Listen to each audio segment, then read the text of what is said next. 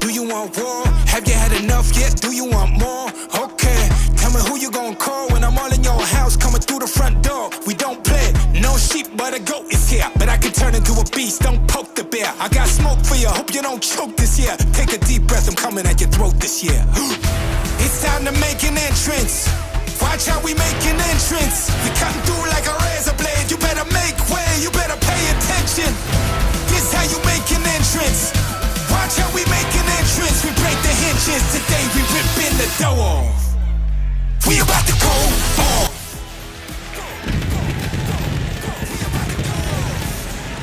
Thank you, everybody. We're in Santa Clara. We're at the Santa Clara Performing Arts Center. It is the 4th of February, and we are rolling right along just after we had Steel City here a week or so ago, a little more than a week ago. Our 2026 Koshki Cup winner, that's right, is Jimmy King. We will celebrate him later. We have an open challenge tonight that's going to be spearheaded by BSK. We're going to see who they go up against tonight as well. Or is that it? Is that it? That's all we got? Cool. That's it. I guess we're going to surprise you guys on the rest of them. But that's totally okay with me, because look at this crowd. These people are really crazy here. I love these compact arenas. I love being intimate with everybody and seeing all of you. The fact that like there are few enough faces for me to... I see you. Yeah, you. I hear you. Yeah. We're going to roll right along here. We are going to see Kamaree and Davis have a match. We'll see them come out here in just a moment. Going to go up against El Hia de Azul Gato and Azul Dema. They're on loan from ATLL, who just came flying out and hit Kamaree right in the face.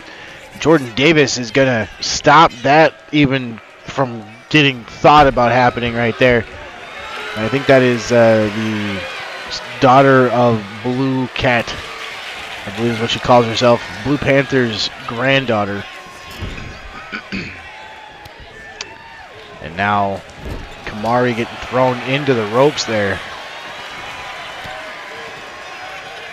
Taking control back, throws into the corner of her own, gets Jordan into the ring. I think, is that Futura? That's actually Futura outside the ring. That's not even El Hia's usual tag team partner. Oh, and a knee to the face is going to take El Hia down.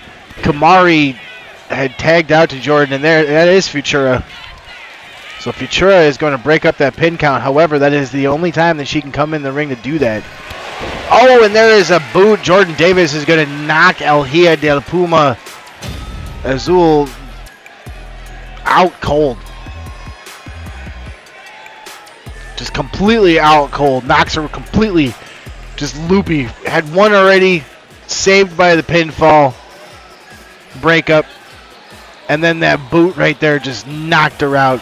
Kamaree and Davis are going to win. Be your victors. We are going to hit a quick commercial break, and we're going to roll right along with it. We have some promos even coming up for everybody.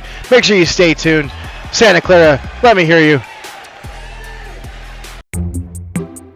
This is Bernard Brothers Library, where we offer books, audiobooks, the largest wrestling encyclopedia in the entire world. A collection of encyclopedias dating back to the late 1800s, DVDs, and free Wi-Fi, computer fax and printing capabilities, and even laminating purposes. We have meeting spaces as well. You can ask any number of our intelligent staff, volunteers, and librarians for any assistance that you may need. Find us at any number of our 6 libraries across the Savannah area. If you need to get a hold of us, just call 555-1341. I have been Walter. Thank you for staying tuned. We're going to roll right along with it here. Longfellow. Your following match is scheduled for a 1 fall with a 20-minute time limit. It is for the Chippy Wrecker Championship. Oh, he sounds like he's saying that through gritted teeth, like he doesn't want to say it. from Wisconsin, Johnny B. So we've got the winner, the Riot Maker, who has a guaranteed shot at whomever he wants. I don't know if this was necessarily that guaranteed shot. This is an open shot that Benny runs. So I don't necessarily know if this counts. But John's coming out here, and he's going to be going up against Benny Boom for the Chippy Wrecker Championship. Oh, he's got fire. He thinks he's fancy. Fancy guy. And we've got John here ready to go. And he awaits his opponent, which actually he's the opponent, but still, you know, he awaits his opponent. You got Benny Boom coming down here. Their opponent from Wisconsin. Okay. Your Chippy Wrecker champion. Actually doing a job. Benny Boom. It's the one time that Longfellow actually shows up for work. And he just cuts me off whenever he wants to. It's like back to like when we first started this whole thing. Man. He used to at least wait for a cue. Benny Boom recently successfully defending his title. Continue defending his title. He has moved along with the open challenges. Although I believe there is a few that have asked for an opportunity in the open challenge, and Ben has outright refused. One of those being someone he's defeated already once in the past, so I believe that's part of the reason why he continues to say no, is kind of just, you know, why should you continue to try? But we've got the proper graphic now. We've got the 4th Chippy Wrecker champion. That's Benny Boom. What we have here, showing Johnny B the championship belt there. So we've got Chippy Wrecker Championship. There's John. There's Ben. Let's see what we can get into here today. Benny Boom comes out swinging. Johnny Bunce also comes out swinging. Only one that makes contact, though, is John. He immediately throws Ben into what looked like he was going for an octopus stretch, but Ben was able to get out of that almost immediately. We're going to have some of that Jimmy King copy before I get yelled at. I hope everybody's having themselves a fantastic beginning of their February. Shortest month of the year this year. Well, you know what I mean. Every year. Even with 29 days, it's still the shortest month of the year every single year. Cheers.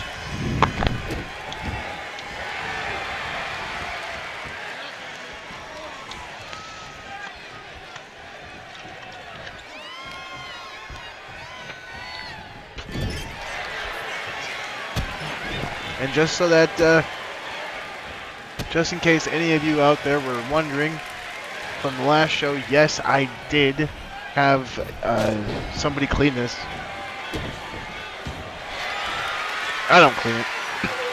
Oh, Benny Boom's been opened up. When did that happen? Benny Boom got a little bloody on that one. That's interesting. John has the upper hand now, goes to the turnbuckle while Ben goes to the opposite, running in, and oh, and a big splash. Big scoop slam now. Opportunity, oh, and he hits it flush right smack dab in the middle of the ring.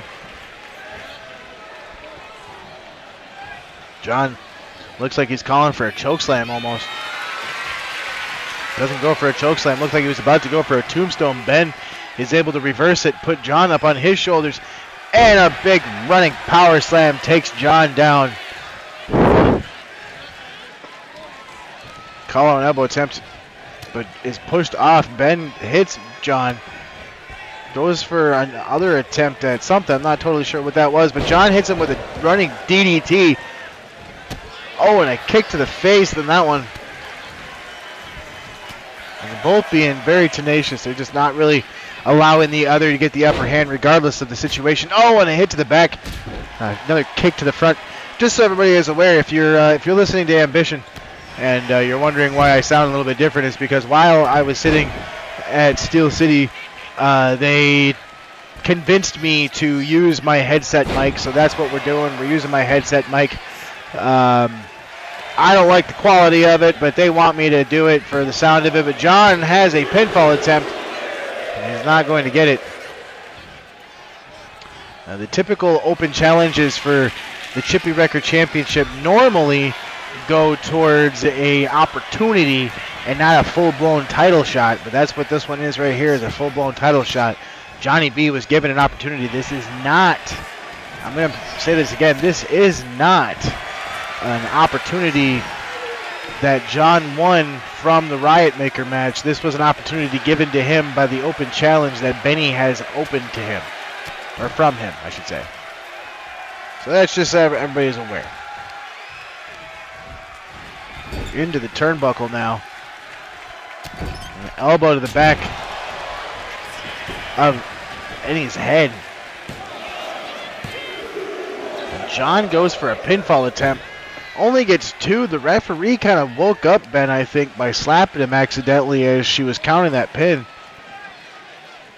So we still have a match as Ben tries to fight off the challenger, Johnny B, who has to be so far the toughest competitor that Ben's probably faced yet.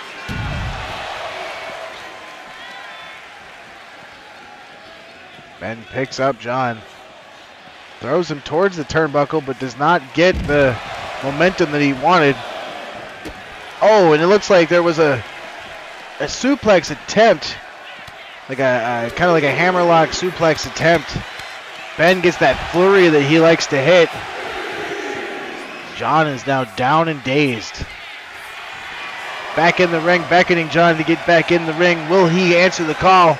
Referees trying. Oh, and he hits the tope suicida between the 2 ropes. And Ben takes John down in another senton.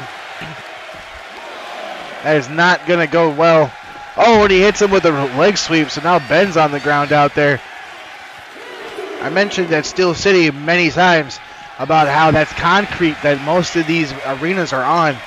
And there's just a thin mat. That mat is mostly there to protect the performers from falling on the ground and getting cuts from anything that may have like imperfections in the concrete, because we all know concrete's not perfect.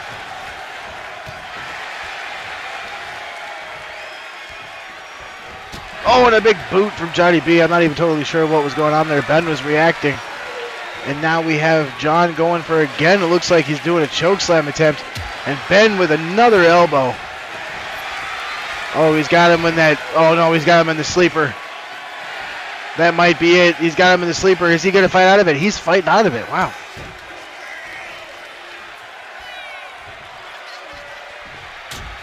Oh, and he goes for that punch. John really showing out here on this one, showing why he's the Riot Maker winner of 2 running 26 for the men. Going for that chokeslam yet again. Could he possibly hit it? Whips Ben into the ropes instead, throws him out of the ring.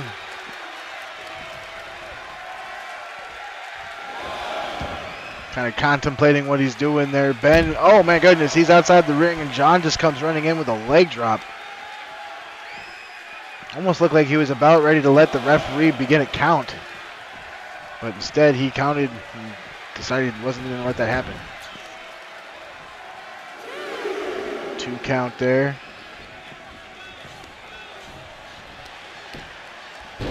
John back in the ring, throwing Ben against the mat.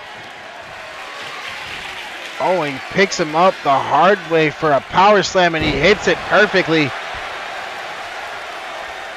Is that going to be enough, though, to put Ben down? John trying his best. Collar and elbow tie up, throws Ben into the turnbuckle. I thought he was going to say, I thought he was going to throw him into the ropes. Oh, Ben with an elbow. Oh, and there we go. He's got him again in that sleeper. Oh, and he's got him. John's going to tap out. Ben gets him with that sleeper hold. That can get anybody at any moment with the way that Ben is able to just come from behind you and apply that. Immediately putting pressure on the windpipe. Now it allowing him to continue the match because of the way that he just comes out of nowhere with it. Putting in a valiant effort. Now I'm going to remind everybody yet again, one more time, that at no point was that Johnny B's title shot that he earned from the Riot Maker match. That was just an opportunity given to him by Benny Boom.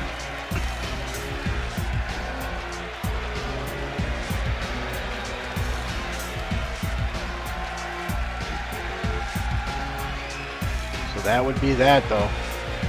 Right there is the tap out. Getting his Chippy Wrecker Championship back. Ben continues his run of dominance, looking for a championship contender for Clash Point yet.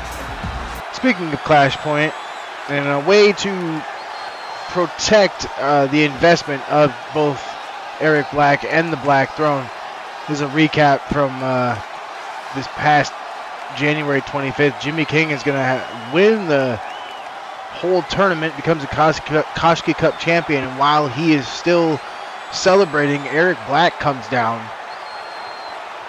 and starts kind of just jaw-jacking with him. Says a few things and then kind of just leaves. So it doesn't even really give Jimmy King an opportunity to bask in his moment. We also, apparently, we're going to hear from Silver and Cold here in a moment. Here we go. Kamaree and Davis, you ladies look good, but we need to see great if you want to have a shot with us. We faced you on the Indies, you didn't impress us much. Show us something next week and we'll talk. We're not handing out matches. This isn't a charity case. Most people think they can just call out a champion and they get a shot. Not with us. Talk to the authorities or keep your distance. And given by the fact that we have this graphic on our screen, I'm assuming they talk to the authorities. So it will be Kamaree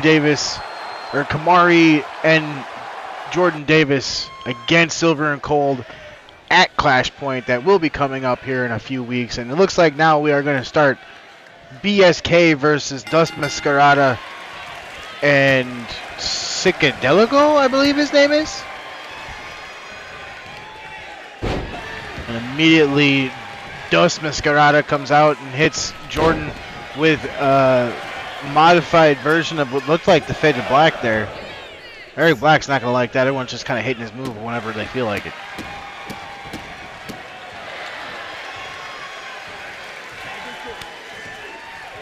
We got Psychedelico now getting tagged into the match here. Psychedelico making a name for himself down in ATLL. He's been around some time. Particular protege of Dust Mascarada and Mil Mascaras, which are two good people to have in company. But we will have to continue this match here after a quick break because we are going to have to hit one of our second hard breaks, unfortunately. But we will be back shortly thereafter. Stay tuned and we will get back to this match after the break.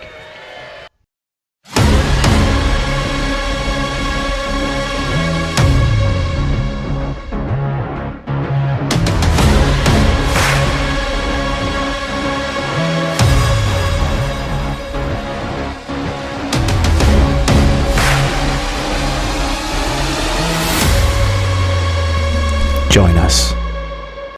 All right, we get right back to it here. Thank you for staying tuned with us. We got Jordan Green with Psychedelico in the ring now, just tossing him like a rag doll, going for a quick pin. And Dust Mascarada is going to save his teammate.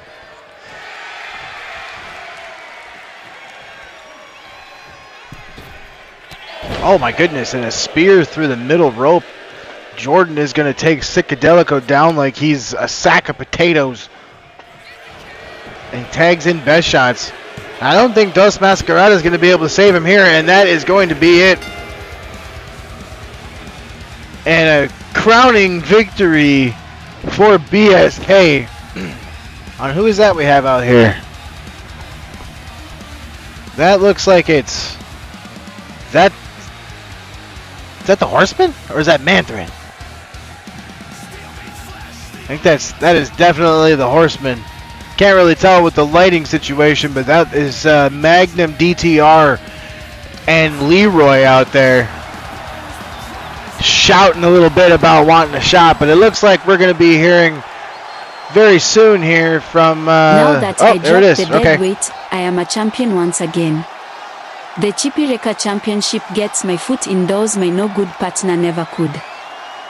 I will be a fighting champion, but that does not mean... Who are you calling dead weight? I carried us as a team. This. You only carried your ego, Gabby. Well, this ego carried me into Tyler James Black's office and got me a match for Clash Point for that shiny gold belt of yours. See you in San Diego, bitch.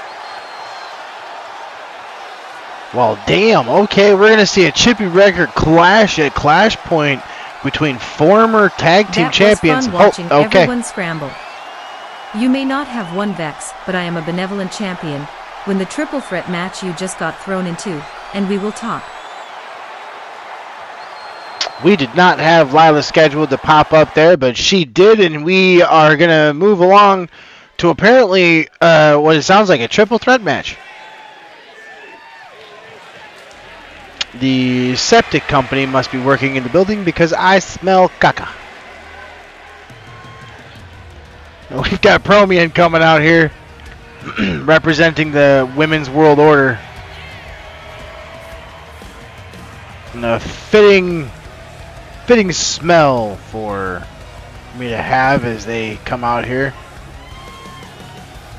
Apparently somebody in the crowd smells anchovies, and I feel sorry for them if that's what they're smelling. Their senses are weird. Sometimes people say it smells like French toast. Or as Gordy would say from Ready to Rumble, French toast dipped in shit. So we've got Prommien coming down here. And Prommien's going to be going up against Sunwolf. And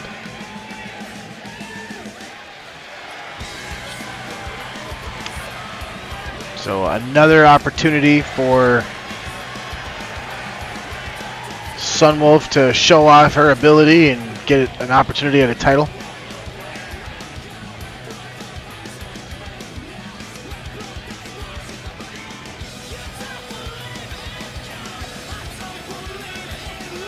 Seriously though, is there something wrong with the septic in this building? Because like all I smell is poop.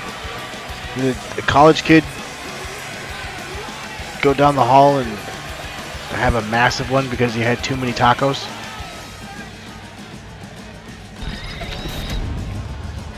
I hope that kid's okay if that's what happened though. Sunwolf coming down here after Prommien, and now we've got Vex. This is what Lila meant by the triple threat that she got thrown into. Well, now we have Lila throwing her weight around with Tyler James Black, apparently.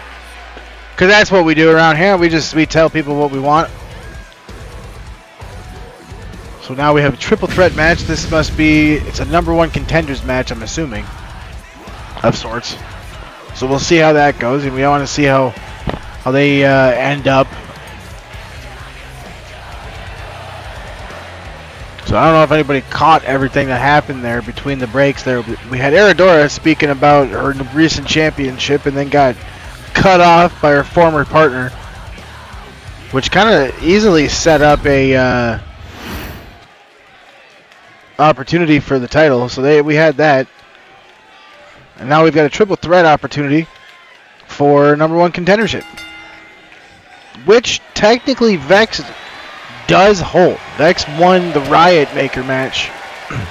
Or not won, sorry. Vex won a #1 contendership match the other day, and also won an opportunity to be in the Riot Maker match. So honestly, she really doesn't need to prove herself. I mean, yes, she lost the Koshki Cup tournament, but that's nothing to really shy away from. I mean, like she made it all the way to the finals, and she really put a good showing in to begin with. So I mean, it's not necessarily one of those situations where she has to prove herself and win her opportunity back. Oh my goodness, and there, Vex taking advantage of the no disqualification rules of a triple threat match by taking a sledgehammer immediately to Sunwolf, who just got tossed. Prommien comes right in after Vex, not letting Vex get a moment. This is going to be one of those faster paced back and forths. I don't think we're going to have a moment where these competitors are going to breathe. Immediately, only a 1 count for Vex there before Sun is able to come in and break that up. Tosses her with the scissors. A moonsault takes Vex down. Or, well, keeps Vex down, I should say. Prommien in the ring with a chair now. A knee from Sun. Goes for what looked like a swinging attack with that chair, but Sun is able to knock the chair out of the way. Hits a DDT on Prommien. Now, Prommien doesn't seem to be as much of an issue as she was just a moment ago. There's that tossing suplex from Sunwolf and a pinning attempt. Only kind of half a count, we'll call it, before Prommien breaks that one up. Oh, and a knee strike from Prommien. Throws her into the ropes, but Sun is going to be stopped by a collision of sorts with the referee. Oh, and tosses her down to the ground, almost as if she were nothing. Oh, and a hit to the back of the head again.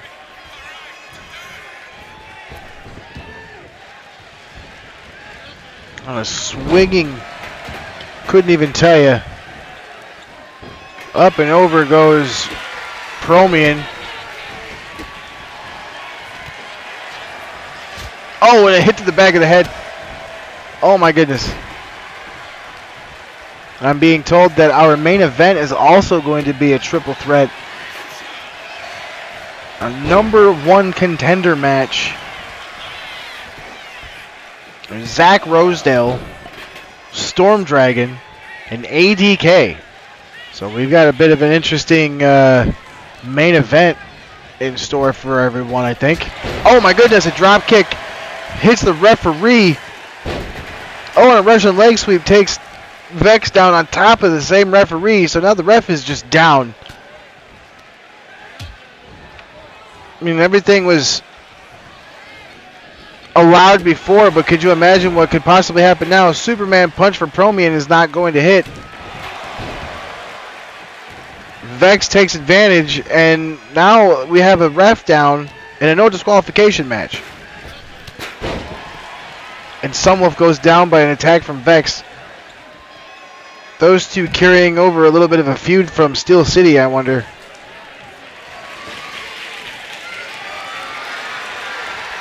Baseball bat grabbed by Vex. Oh, and goes after Sun, but Sun's able to get out of the way. Punches the bat out of Vex's hands.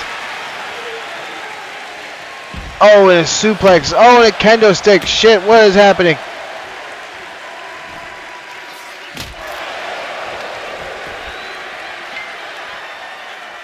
Hits that kendo stick to the point where it breaks.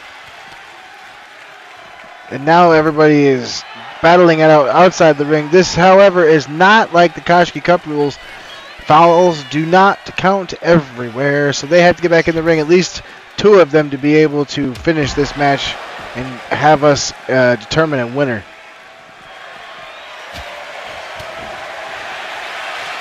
Oh, it looks like we got a sleeper hold on Prommien by Vex. And a jawbreaker she's going to hit.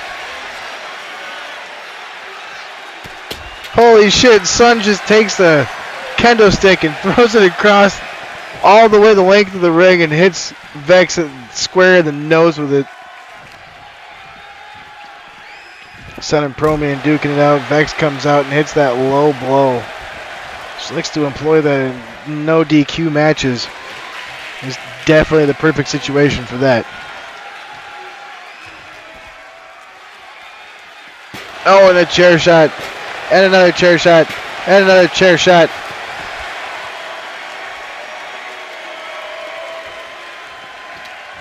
Oh, and running in and gets the kitchen sink from Prommien. Vex is down now. Sun finally back on her feet. Color double tie up. Throws Prommien across the ring area. Gets back in the ring. Goes for that kendo stick. Puts it down once she sees Vex in the ring. Oh, and Vex hits that vicious lariat. Sends Sun end over end. Oh, and Prommien's going to come in and break that up. All three competitors back in the ring finally. Head scissors takeover. And there goes Prommien. Or not Prommien, but Vex. Moonsault off the low rope.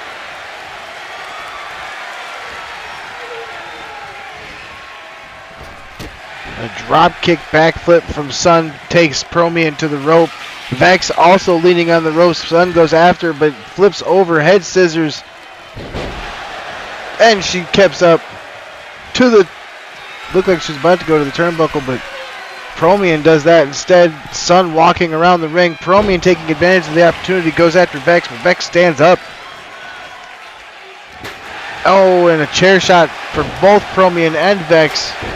And again for both of them, this time individually, one after another. Sun goes for the pinning attempt on Prommien. And she's gonna get it.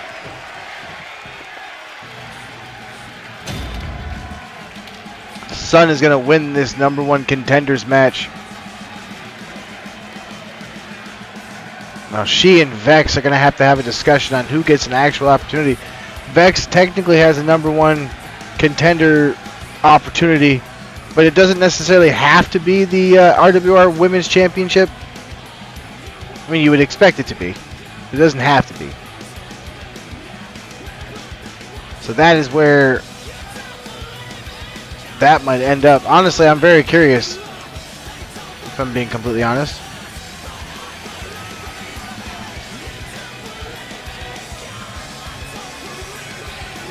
I wasn't really paying attention there in a moment because I was writing something down. Wasn't paying attention to see if we saw that distance kendo shot from Sun. But we are going to have to hit another one of our hard commercial breaks before we move on to our main event.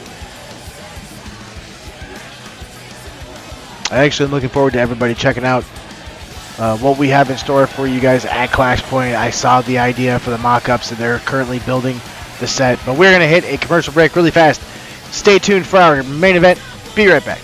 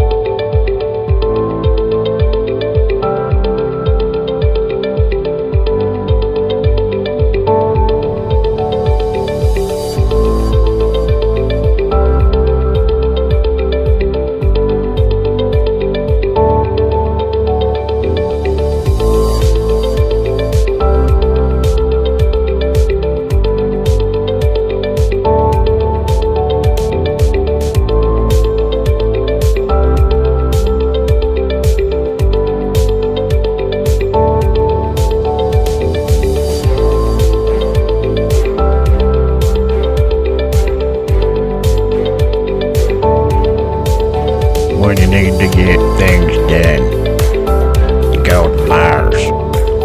Contact them today. Don't actually contact us. We're not really. This is for K family. Thank you all very much for staying tuned like I asked. We are moving right along to our main event. We have a triple threat match. Not to be deterred by not repeating as the Steel City Koshki Cup champion.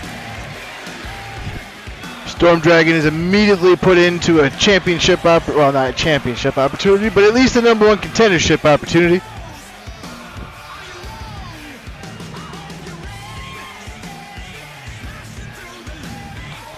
So we will see Storm Dragon start things at least off as far as who we will see tonight.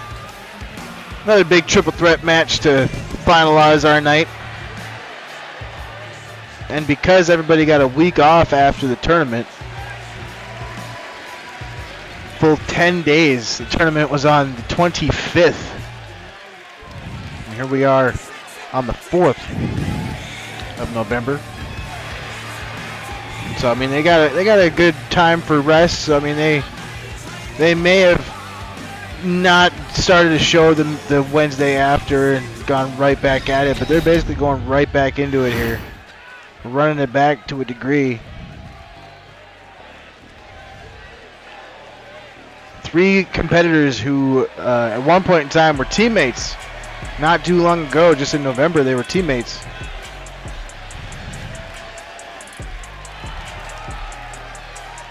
We got DK coming out here. DK, our second RWR World Champion. He's been around the championship opportunity. He's been around the championship picture for a while now.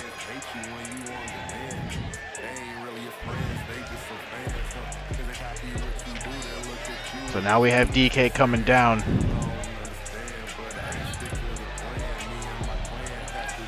DK coming down here though. Showing everybody why he was the champion for a while.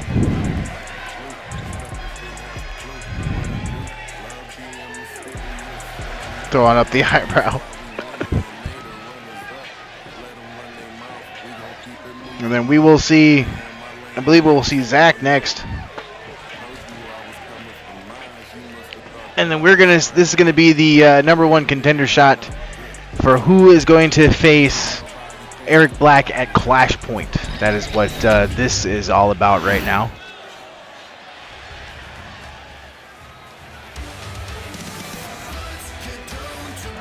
So we will see these gentlemen compete to find out who is going to face Eric Black at Clash Point. They have a lot of respect for one another, but they have often said that when it comes to a match, they will throw down when they need to. So that's what we expect to see here. So we will have to see exactly how these 3 approach this. They all know each other very well. And because of how well they know each other, that makes things a little bit different too. You know, they have to actually try to do things that they haven't done before, so that the other ones don't necessarily understand what's about to happen.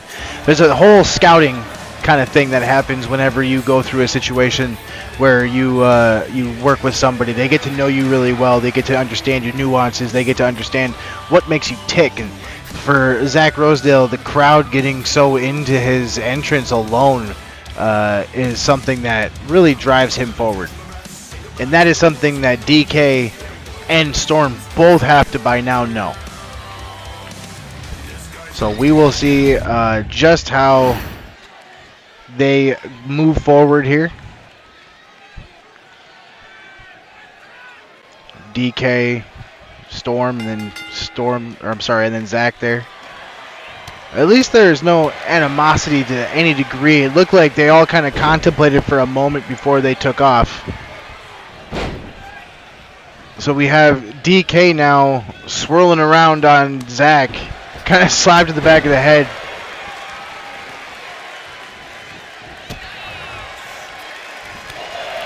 And again, there's a mutual respect between the 3 of these guys, so I don't really see a lot of dirty tactics happening. There is a high possibility that Zach, who is currently in the process of grabbing a chair, might do something that he shouldn't do. Don't do it, Zach. Don't do it, Zach. Zach, don't do it. Oh, and he hits him. Told him not to do it, and he did it anyway. So Zach Rosedale comes in, hits Storm in the head. Oh, and my goodness. And he super kicks DK in the face. So when I was saying about, you know, how there's not bad blood between these guys, there might be a little bit of at least competitive spirit.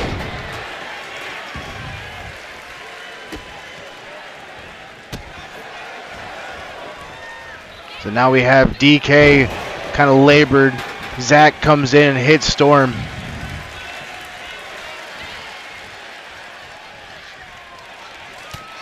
Zach again hits ADK. And now they kind of go back and forth between them here. Oh, and a kind of like a reverse, kind of like shin breaker, some type of breaker. Oh my goodness, and there's that big float over from Storm. And a knee from DK is going to take him down.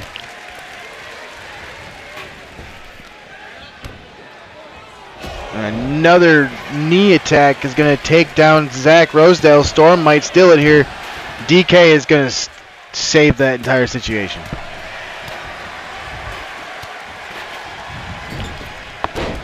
A drop kick. Okay, so we have now, these guys are just going back and forth. It's hard for me to keep track of what's going on. DK now going after Storm. Storm with some midsection hits. Storm kicks DK in the face. Oh my God, Zach with a spear out of nowhere takes Storm down. Could he steal it with that one?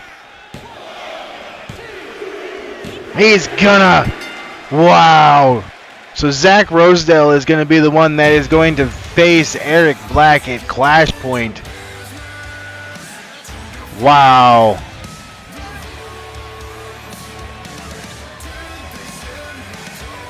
My goodness. That's what I say by the fact that there is mutual respect between them, but the competitive spirit amongst them as well is something that is dangerous and can behold. Zach just waits for Storm to hit his boot and then comes in and nails him with a spear, hits the 1-2-3 pin and gets the #1 contendership, and we will see that at Clash Point later on in the month. Thank you all very much for tuning in and watching Ambition with us from Santa Clara. We're going to be in Los Angeles next week. Make sure you stay tuned for that. For Longfellow Dangerson, I have been Philip Cup. Thank you very much for watching Ambition. We will see you next week.